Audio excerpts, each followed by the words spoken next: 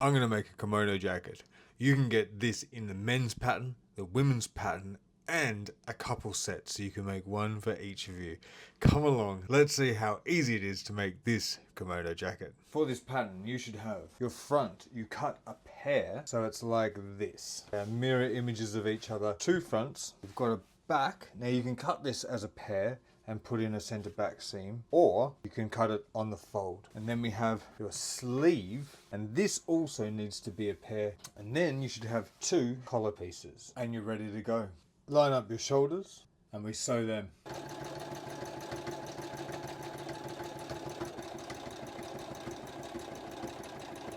Give that a good press.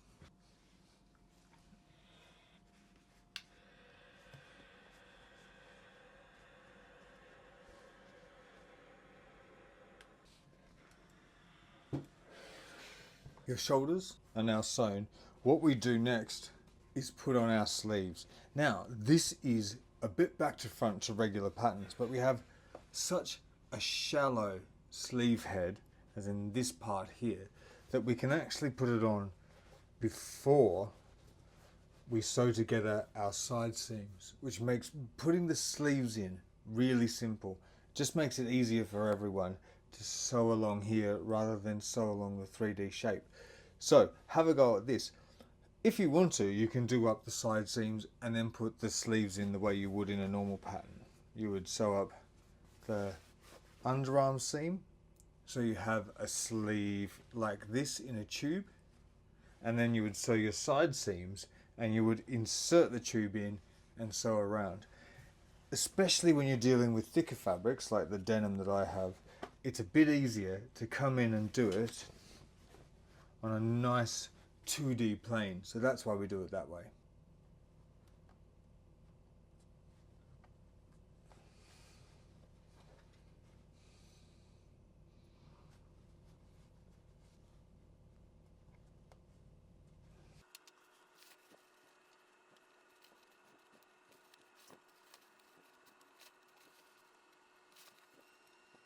So it's going to look a little like this, and it's going to seem like it's not going to meet up, but this is called ease. So at the top of the sleeve you always have ease, which looks like bunching, but it helps the sleeve pass down and through this curved seam. And what you do is, as we're sewing, you're just pulling the body as you go through the machine just a little bit more to help it match up with the sleeve, and that will become one seam. So I have the body of the garment on top here, and this is the sleeve underneath. This gives me the ability to pull and just stretch the body a tiny bit to then integrate into the length of the sleeve.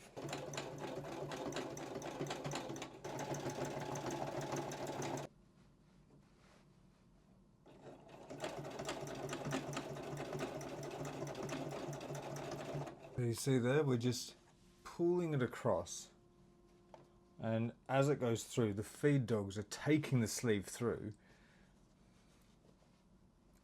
and then we're helping the body match that.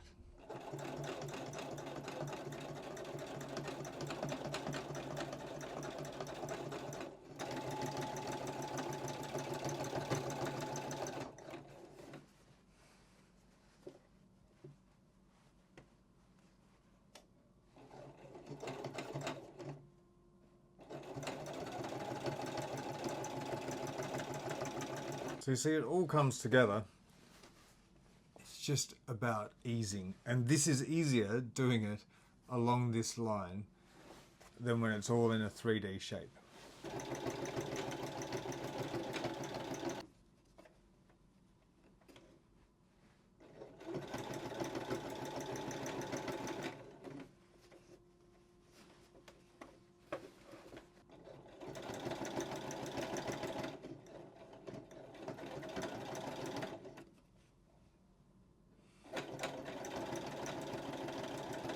Now we'll head off and give them a really good press.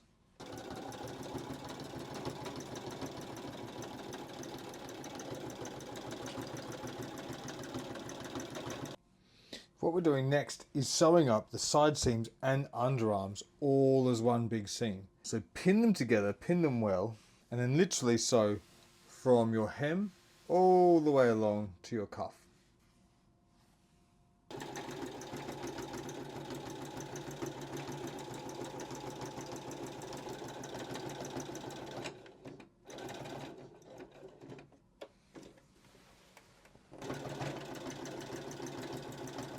Your underarm seam and side seam is sewn. Sometimes you may want to take a little bit of the bulk out of this area, and that is as simple as clipping.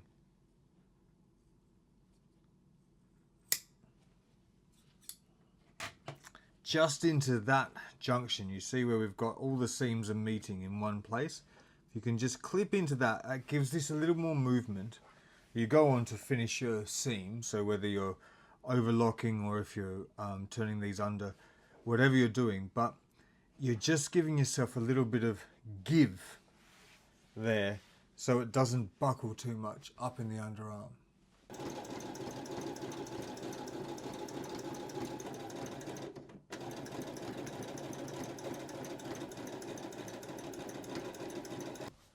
Your sleeves are attached. Now we deal with the cuffs and the hems.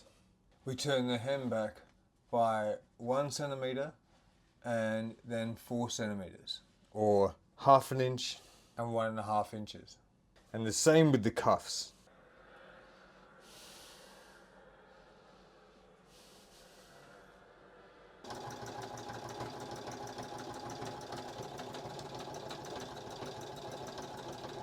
The next thing we do is the collar. This is in 2 strips. Put 2 of the short ends together and sew them with a 1 centimeter half inch seam allowance, and then press that open.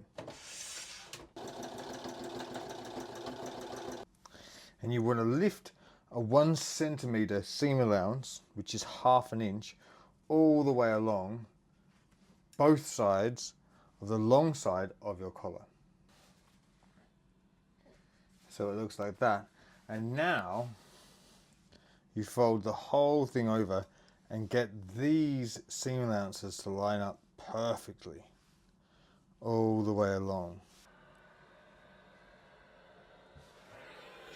Pin your collar in place and take care to make sure that all the sides are nice and even as you pin all the way around. So when you sew from this side, you go all the way through to the other side and catch everything as you go past. And if not, come back and you just fill in the gaps where you might have skipped, but it's better to know that you've got both sides as you sew around. I always like to start at the center back and do one side and then the other. And the same when you're sewing. Come in and sew from this side down one side and then the other side. When we get to the end down here at the hem, in the pattern I have us leaving the last couple of inches, so stop about here with your sewing and then leave this free. That way at the end we can come in and tuck all this under and make it all lovely and neat. And then we finish it by sewing down and around to make this nice and flat. So that would be all pressed beautifully. And that way you have less of a problem with, say if your fabric shrinks or expands during all the pressing that we do, you've still got room to move with the ends of your collar here. So you're not going to end up, if we do the collar before we start and it's all turned, it has to be so precise, and it means that nothing can stretch, nothing can move during pressing. This gives us a little bit more leeway, makes it a little bit easier to sew.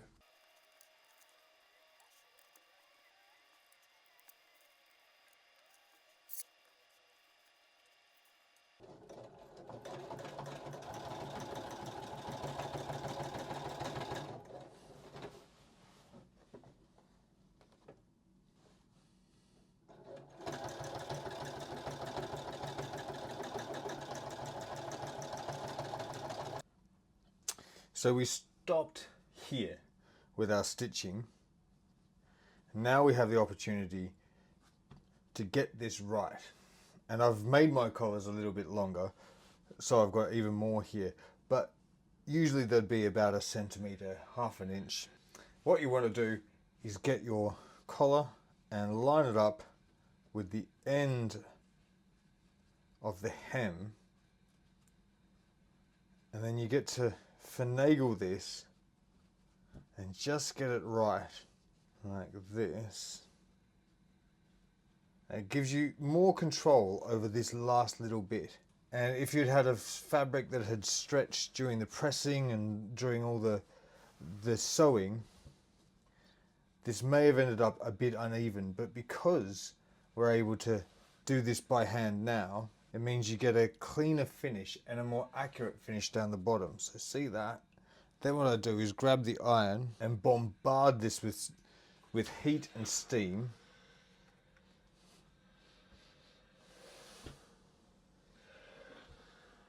So it's written into the fibre. And then what I'll do is I'll come down and finish this seam from here all the way down and then come across at the end. And that's going to close the entire collar quite neatly. And also look at this in here. I tuck the hem into the front fold. So the allowance of the front part, I tuck it in there so it's all sort of hidden at the back. So that's an easy way to finish your collar at the end and make sure it always ends up level with your hem.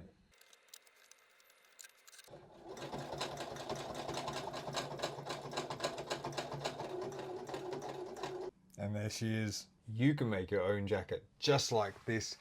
Use the thick denim like I did to make a really cool structured jacket, or perhaps a nice light cotton for a flowy kimono jacket for you to wear this summer.